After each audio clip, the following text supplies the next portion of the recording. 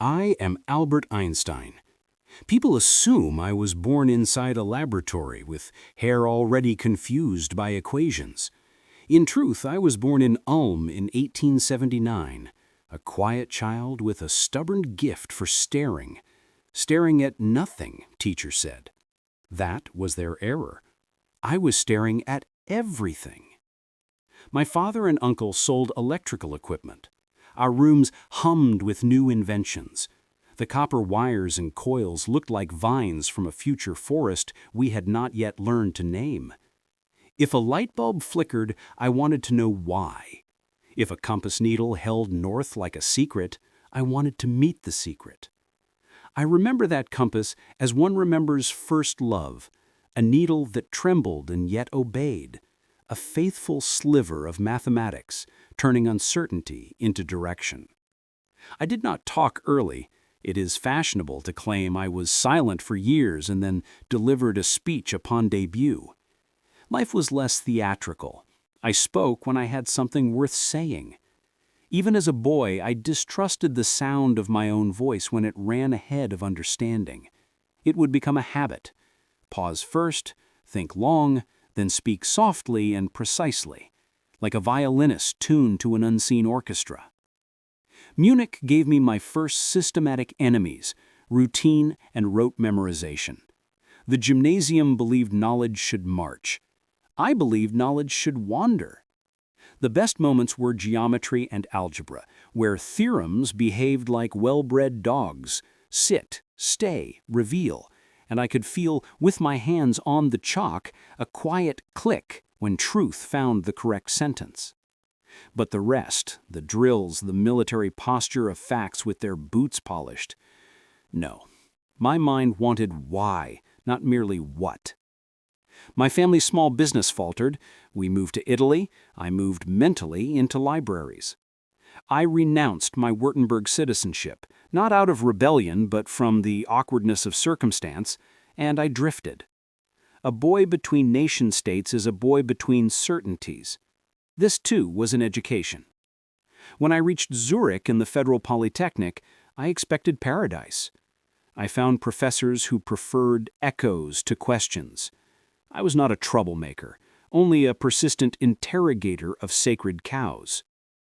There I met Mileva Maric, brilliant and unsentimental, whose notebooks grew crowded with the same symbols that filled mine.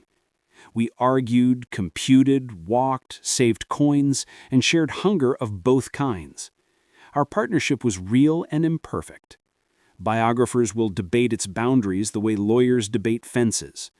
What I know is that in those years, many ideas walked into my head by two doors, not one. A diploma is not a job. I had the first and not the second. This is good for the soul, if not for the stomach. Academia did not notice me. Bills did. Then, the Swiss Patent Office opened like a small, sensible window. I became technical expert third class, a title that sounds like a joke in a room full of laughter you did not request. The work was orderly and wonderful. Every application was a puzzle. How does this new clock agree with the train, with the station, with the world? Novelty had to be proved, not merely declared. Inventions must tell time correctly. Inventors must tell truth. On my lunch breaks, I walked beside the R and performed thought experiments. There is an arrogance to building laboratories inside your head, but it is the sort of arrogance the universe forgives if you are sincere. I imagined chasing a beam of light. If I ran beside it, would it freeze into a still wave like a painting? The Maxwell equations, elegant as cathedral windows, said the speed of light is a constant that does not share its toys. Light refuses to slow down for friendship. So what must change instead? Time. Space. The rulers in your hand and the clocks in your pocket are not gods. They are participants. Evenings I read papers with friends. Michele Besso, the faithful and precise, a man who could hold an idea like a jeweler holds a gem, rotating, inspecting, finding the crack that is really a path. We built our own seminar from borrowed chairs and strong tea.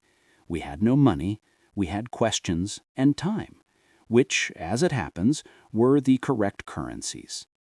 A marriage, a child, letters full of hope and worry. I taught a bit when anyone would let me. Mostly I worked and imagined. And then, in a year small on calendars and large on consequences, 1905, the papers arrived like 4 shocks to a sleeping world.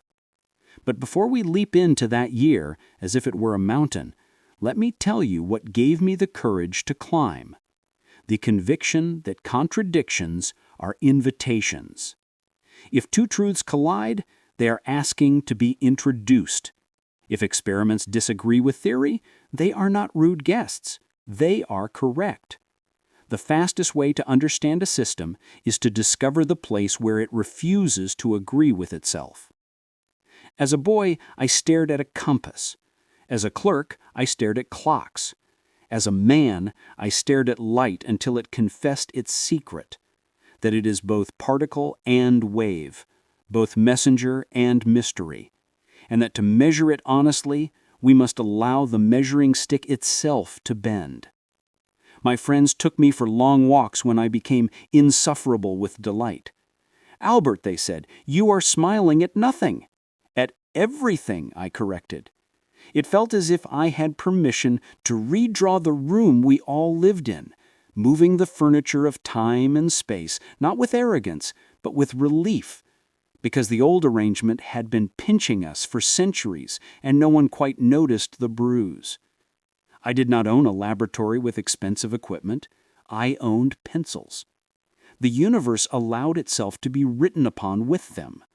That is the first miracle of physics, that thought can touch the world. You will want the details and I will give them, but first keep this. My life until 1905 was not glamorous. It was ordinary hunger served with stubbornness and long walks. That may be the correct recipe for discovery more often than we admit. Now, open the door. The year will enter. They call it the annus mirabilis. I called it work. 4 papers, bound less by topic than by temperament, each one a refusal to accept a comfortable contradiction. Paper 1. Light as quanta. Physicists loved waves the way poets loved the sea. Light interfered, diffracted, superposed. It behaved like a gentleman traveler from the kingdom of continuity. And yet, metal surfaces, when struck by light, spit out electrons in a manner that mocked the wave picture. Intensity should matter most if light is a water hose, but the experiments whispered a different law. Frequency, the color, ruled. I made a rude suggestion. Imagine light itself comes in packets. Energy bundles proportional to frequency. E equals h nu. Treat the wave as a statistic of many small particles when matter demands to be courted that way. The photoelectric effect stood up straight and saluted. I did not intend to offend the wave, I merely gave it a partner. Later, the world would reward this paper with a medal. At the time, what pleased me was simpler. An experiment had stopped frowning. Paper 2. Brownian motion. A spoonful of pollen dancing in water looks like foolishness until you read it correctly. The grains jitter, yes, but they jitter purposefully. Tiny kicks from invisible molecules. Many still treated atoms as accounting tricks. I wrote a theory that turned the jitter into evidence. Measure the statistics of motion, and you measure the existence of the unseen. It is moral to demand proof. It is also moral to accept it when it arrives dressed in randomness. Paper 3. On the electrodynamics of moving bodies, what you call special relativity. Imagine 2 trains and a lightning strike. To the woman on the embankment, the bolts hit the front and back of a carriage simultaneously. To the man on the moving train, the front bolt arrives first. He runs toward it. Who is right? Both within their own frames. If the speed of light is the same for all observers, then time becomes elastic. Clocks slow down when you move fast. Lengths contract along the direction of motion. Simultaneity is not universal, but relative. These are not metaphors. They are the careful arithmetic of rulers and ticks, the cost paid so that light can keep its single speed without lying. No ether, no absolute frame, just laws that read the same in every honest laboratory. Paper 4. Does the inertia of a body depend upon its energy content? A short note, a small stone that rolled and became legend. E equals mc². Energy and mass are the same substance speaking two dialects. Translation is costly, which is why stars shine and bombs, as I would later fear, can exist. People learned the equation like a charm. I wanted them to learn the responsibility, that matter can burn with unimaginable intensity, that stars are engines of transmutation, that the universe banks in strict but generous accounts. It is easy, after the fact, to pretend inevitability. Nothing felt inevitable. Publishing is a civilized word for risk. I sent ideas into journals that had no reason to accept them beyond the arguments they carried. I had no institute, no chorus. I had clarity I trusted more than titles. Reactions came. Some praised, some worried, some sharpened knives politely. I did not mind the knives if they carved toward logic. What I minded were the metaphysical bruises people wish upon new ideas because they make old habits sore. But the world is allowed its discomfort. Good theory applies ice and waits. Once the dust settled, the contradictions were fewer, but the heaviest one remained outside: gravity. Special relativity made time and space honest about motion, yet left gravity as a force that reached across empty space like a hand with suspiciously long fingers. If the speed of light is law, how does gravity summon a planet instantly? It cannot. Therefore, gravity must not be a force in the old sense, but a feature of geometry. Mass and energy tell space-time how to curve. Curved space-time tells mass how to move. That sentence would take a decade to write without blushing. Before that decade, life kept happening. Moveva and I strained and snapped. Marriage is not a theorem. Love does not converge simply because the integrals do. We had children, we had disappointments, we had versions of ourselves neither of us could comfortably host. The letters are there if you must read them. I will not pretend elegance where there was none. What I will say is that the work, my obsession with the shape of time, did not occur in a vacuum. It occurred in a household with bills, with tired evenings, with practical questions. Genius is a word people use to excuse themselves from trying. Do not excuse yourself. Try. My friends kept me human. We argued about music. My violin never was as good as it thought it was. We walked. We gossiped gently about professors who had once ignored me and now wrote as if they had fed me with a spoon. I thanked them and declined to be adopted. If you ask what special relativity feels like, it feels like learning your native language has been slightly mispronounced by your ancestors, and that the correct accent makes familiar sentences fall into place. The train paradoxes and light clocks are not parlor tricks. They are the blunt reality of GPS satellites and particle accelerators you will build long after I am gone. Time dilation is not poetry. It is engineering. Length contraction is not metaphor. It is hardware. And yet, underneath the certainty, my notebooks developed a tremor. The mathematics of flat space was too tidy to host the world's heaviest residents. Stars, galaxies, the stubborn apple that falls not because a phantom tugs it, but because straight lines in a curved space intersect with the ground. I needed a new grammar. Tensors, covariant derivatives, curved manifolds, tools that could describe a street map printed on a balloon rather than on a sheet of paper. I am not a mathematician of the purest breed. I prefer pictures first, proofs second. So I stalked the problem by imagery. An elevator in freefall feels weightless. A man in a sealed cabin cannot tell if the force he feels is gravity or acceleration. Equivalence. That was the candle in the cave. If acceleration and gravity are locally indistinguishable, then physics in a small, freely falling room should look special relativistic even inside a gravitational field. From this simple insistence, the complicated forest of field equations would later grow. Letters from editors arrive with polite delays, lectures multiplied, invitations to respectable positions, too, now that the risks were taken and the applause felt safer. I accepted some, declined others. I wanted time with the equations more than with dinners. Fame is a form of noise. It drowns small calculations. What were the consequences outside the academy? Immediate ones were modest. A few experiments changed how they measured. A few philosophers changed how they sulked. But a deeper consequence took root. The permission to believe that foundations can move, that the two pillars, space and time, are not granite but wood, flexing with the weather of motion. Once you accept that, a mind becomes more courageous about every other assumption it inherited. Courage is contagious. I recommend it. And then the decade of wrestling began in earnest. I will tell you how gravity bent not only light, but also my schedule, how a solar eclipse turned a prediction into a spectacle, and how the world mistook a scientist for a celebrity and then demanded he behave like one. For now, keep 3 ideas. Light keeps its speed the way a good friend keeps a promise.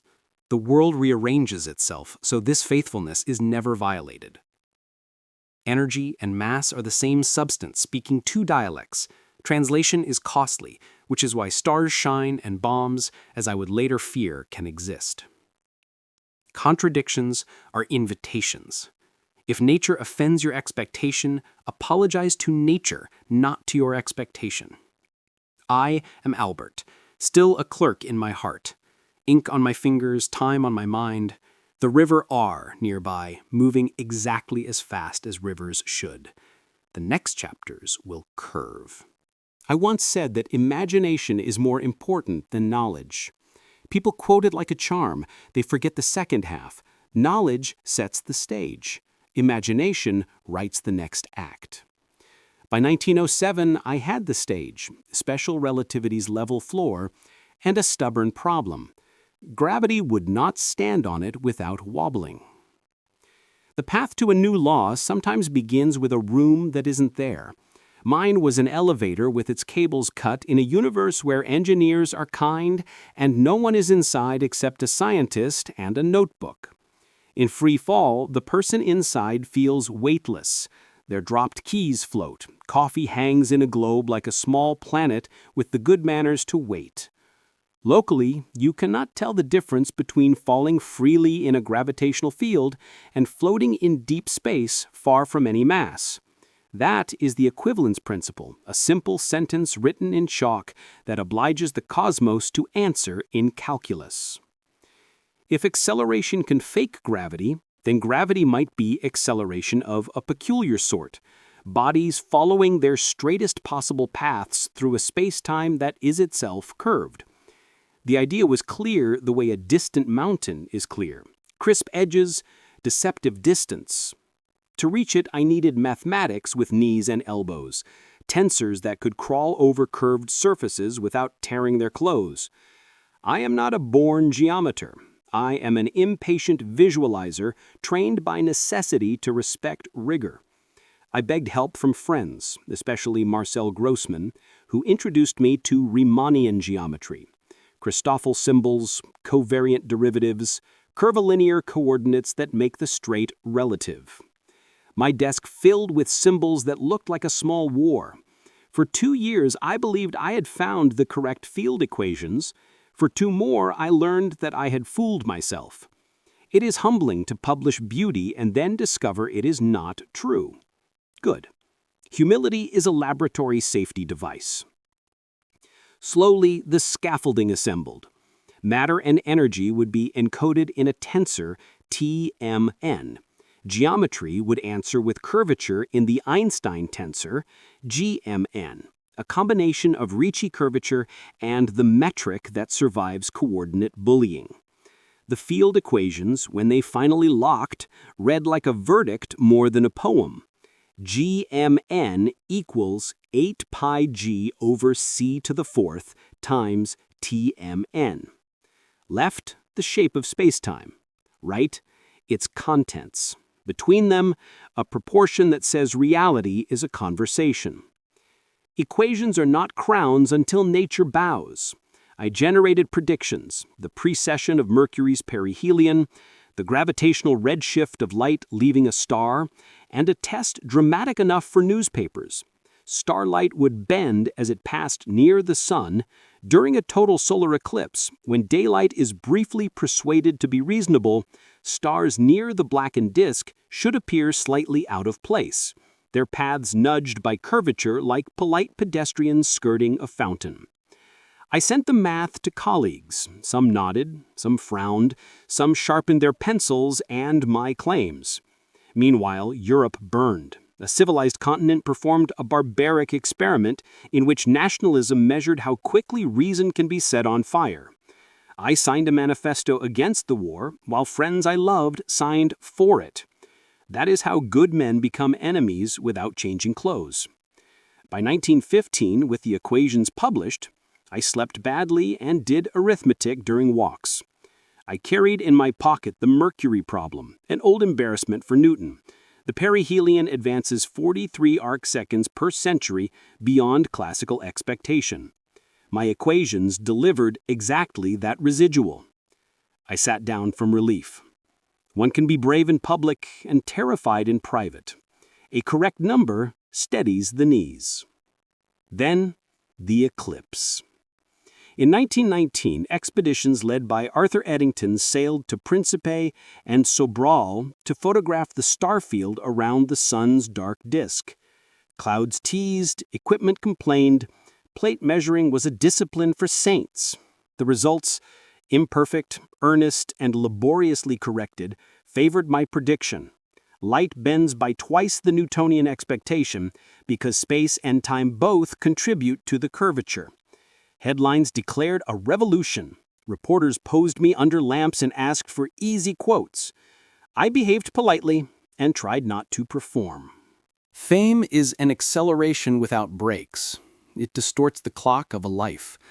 Lectures multiplied like rabbits. Invitations carried obligations stowed in their luggage. A child once asked if I truly believed the eclipse would confirm me. I told him, I did not need the eclipse to be famous. I needed it so that we would be certain. The child nodded like a small editor. Good audience. The Jewish part of my identity, which I previously minded its own privacy, became politically relevant in a Europe practicing selective amnesia about its ideals. Anti-Semitism climbed out of taverns and into parliaments. My colleagues diverged into courage and cowardice. I used the unwanted microphone for pacifism and internationalism. It made enemies. It also made friends I had not expected, in laboratories and in living rooms. Let me say this clearly, the equations are local. They tell you what happens in small neighborhoods of space-time stitched into a whole. Politics, too, is local before it is embodied as a nation. You choose daily whether to curve your world toward decency or cruelty. Your choices accumulate. They become a metric on which history travels. Not all bending is in the sky. My marriage bent, then broke. I did not behave heroically. I negotiated like a bad lawyer with a client I barely understood, myself. When people press me to romanticize that period, I refuse. Allow the frailty to remain. It is honest tuition for the physics you admire. I remarried. Elsa, my cousin and friend, who protected the fragile perimeter of my working hours with the shrewdness of a seasoned diplomat. I played violin in small gatherings. The music stiffened my spine when public life tried to melt it. Meanwhile, general relativity did what true theories do, grew teeth. Mathematicians devised exact solutions. Schwarzschild for spherically symmetric masses, Friedman and Lemaitre for expanding universes in which galaxies flee like thoughtful guests. I initially resisted the cosmological expansion, adding a cosmological constant, lambda, to hold the universe in place like a tack pin.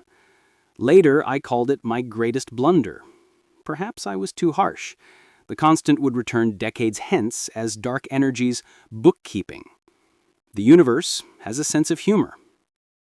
Post-war Germany was complicated. I taught in Berlin, worked with brilliant students, and crossed streets where newspapers sold slander cheaply. My hair became shorthand for genius, which is convenient for cartoonists and unhelpful for clarity. I traded the currency of charisma for airtime to plead for peace and reason. Then the temperature dropped. A new regime promised order and delivered hatred. Books burned, professors saluted, neighbors whispered. I left, first to Leiden, then to Princeton, an expatriate with a valise heavy from papers and light from everything else. I took one last long look at Europe's promises and boarded a ship with my violin. America received me with curiosity and a certain theatrical hospitality. Princeton's Institute for Advanced Study offered what I value most: time without bells. No classes to teach unless I wanted to, no committees breeding committeelets, only a desk, a blackboard, and neighbors who spoke mathematics like a first language. There were squirrels outside my window who taught me about perseverance in the presence of gravity and academic politics. Then came a letter that still pinches my heart when I remember the ink. Colleagues warned that nuclear fission, the conversion of small bits of mass into frightening energy, the E in E=mc² made audible, might be pursued by German physicists for a government whose ethics had rotted through. I signed a message to President Roosevelt, urging that the United States take the possibility seriously. The letter is often misread as a fathering of the atomic bomb. It was a warning. Others built the hardware. I carried the arithmetic and the fear. The war that followed was mathematically predictable and morally exhausting. When Hiroshima and Nagasaki burned, I did not cheer. I sat very still. We had proven the equation in the oldest way, by tragedy. Thereafter, I spoke against nuclear proliferation with whatever authority a small man with unruly hair can borrow from a terrible success. It was not politics. It was continuing education, a seminar in consequences. In America, I found kindness and contradiction. I ate pastrami and signed petitions. I welcomed black scholars into my home and supported civil rights with the same stubbornness I bring to a boundary condition. My friendship with Paul Robeson, my public defense of W.E.B. Du Bois, these were not side projects. They were physics applied to society. If the metric is unjust, geodesics carry people into harm. You must change the metric. Of course, there were inquisitors. The McCarthy era demanded performances of loyalty so theatrical I feared for the stage. I declined invitations to testify, invitations as polite as subpoenas can be. Patriotism that requires silence is counterfeit. A scientist's oath is to truth, and truth is not a respecter of committees. General relativity continued its quiet expansion. Predictions once exotic became instruments. Gravitational redshift measured, time dilation by gravity later calibrated so precisely that satellites would need to correct for it in your grandchildren's pockets. The theory's eccentric cousins, gravitational waves, black holes, were dismissed by some as mathematical demons. I suspected they were real, but the ears of our detectors had not yet grown sensitive enough to hear them. Patience is part of physics.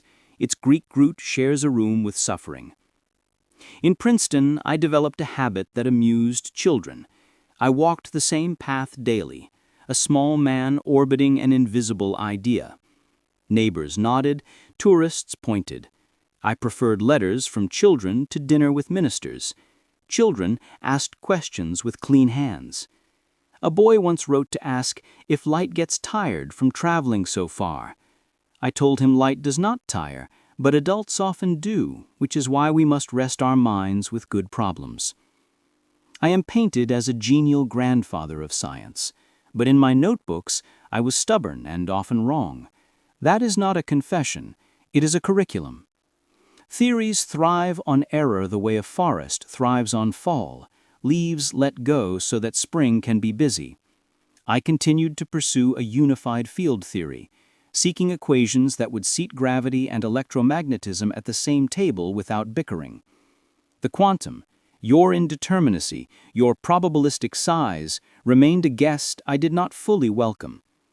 God does not play dice, I said. Bohr laughed kindly and answered, "Stop telling God what to do." We argued like brothers who love the same mother, Truth, and disagree about her favorite song. I aged. My aorta kept a secret. I worked until schedules became irrelevant to a body with other plans. When doctors offered extra time that felt like borrowed dignity, I declined. I wrote a few lines about Israel, about peace, about science as a common language. I slept. But I am not finished while you are reading. You will test gravitational waves with mirrors long enough to argue with light. You will photograph the shadow of a black hole. You will discover that the cosmological constant I apologized for is a way to account for the universe's dark insistence on accelerating. You will put atomic clocks on jets and watch them age differently, as if time were a cautious animal sniffing each environment before proceeding. Do not canonize me. It is unfashionable and inaccurate. Instead, continue the work in the spirit that built it. Start from humility. The world is permitted to be stranger than your training. Demand coherence. A theory that explains many things badly is worse than a theory that explains one thing well and honestly. Accept responsibility. Equations are tools. Tools build and break. Measure twice, speak once. The elevator door you imagined is still open. Step inside. Cut the cable in your mind. Feel the weightlessness of a good idea and the pull of a better one. When you step out again, the floor will be curved. Walk on it like a grateful guest. I am Albert. The Eclipse crowd has gone home. The stars are back where they belong. Space-time is not a stage set, it is the play. Try not to forget your lines. The world remembers slogans. A life is built from footnotes. This last chapter is an index of arguments and affections, of mistakes I adopted and truths that adopted me. I began as a boy staring at a compass. I ended as an old man staring at unification, the hope that reality has a single grammar, spoken in many dialects. Between these points, the quantum arose like a gifted child who would not sit still. My love letter to determinism could not keep up. Let us be fair to the quanta. In 1905, I myself suggested that light arrives in quanta, photons, because matter demanded it. Later experiments weaponized the suggestion into a revolution. Heisenberg showed that we cannot know position and momentum with arbitrary precision. The world supplies only commutators and probabilities. Schrödinger wrapped possibilities into a wave function that evolves serenely until observation demands a decision and the serenity breaks into results. Dirac wrote an equation whose elegance made even my stubbornness hesitate. I objected not to the success of quantum mechanics, its predictions were indecently accurate, but to its story about reality. A universe that refuses to specify until we interrogate it felt like a partner with secrets. With Podolsky and Rosen, I wrote the EPR paper, suggesting that if quantum mechanics is complete, it allows non-local correlations, what people later call entanglement, where measurement here seems to influence a partner there faster than light could travel to deliver the news. I hoped the dilemma would nudge physics toward a deeper theory. Instead, decades later, Bell's inequalities and experiments with Aspect and others would show that the world really does host correlations that defy classical intuitions without transmitting usable signals. The universe answers. You may keep relativity's speed limit and quantum strangeness at the same time. Give up your comfort, not your causality. Very well. A scientist adapts. I did not agree in my bones, but I respected the evidence. The human mind loves clockwork. The cosmos enjoys jazz. Both have time signatures. Meanwhile, I continued the unified field hunt. I tried geometries beyond Riemann, theories with extra structure stitched into the metric, connections that smuggled electromagnetism into curvature. The work was rigorous and mostly fruitless. Do not be sad on my behalf. Fruitless work can fertilize orchards that do not yet exist. Physicists after me will discover gauge theories, Yang-Mills fields, grand unification, string theory, and frameworks I cannot pronounce because they live in the future. If any of these gardens grew because I composted my pride, I am content. When I wasn't chasing geometry, I was answering letters. I loved letters from children best. They are not afraid to ask whether time has an edge or whether God understands calculus. Adult letters were trickier. Requests for signatures, endorsements, pleas for a formula that would make life behave. I could offer only this. Curiosity scales. Kindness scales. Courage scales. Fame does not. Use the scalable goods. My public life, reluctantly acquired, came with responsibilities. I refused honors that felt like distractions and accepted those that gave me a microphone when justice required one. When W.E.B. Du Bois faced a trial staged for intimidation, I offered to testify. The case evaporated suddenly, as such theater often does when the audience is not compliant. When Paul Robeson was smeared for singing while being black and unafraid, I stood beside him not as a brave act but as ordinary hygiene. Science is international by definition. The atom does not check passports. People dragged me into theology against my will and then misquoted me with zeal.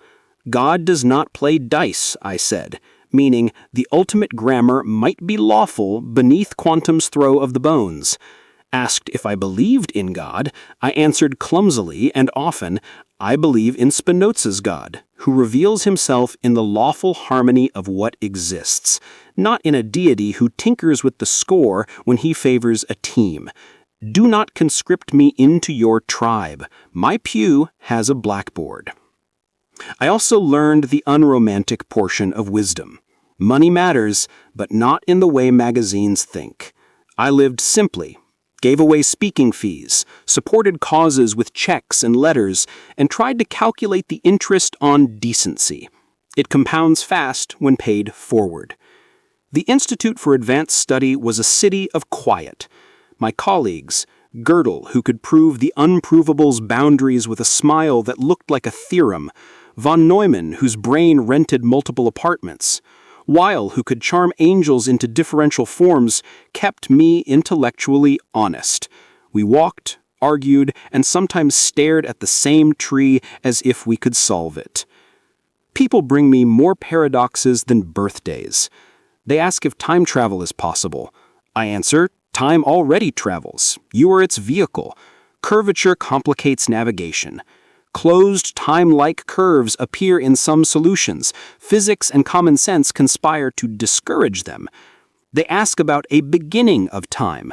I answer, our equations speak softly near the singularities where matter forgets its manners.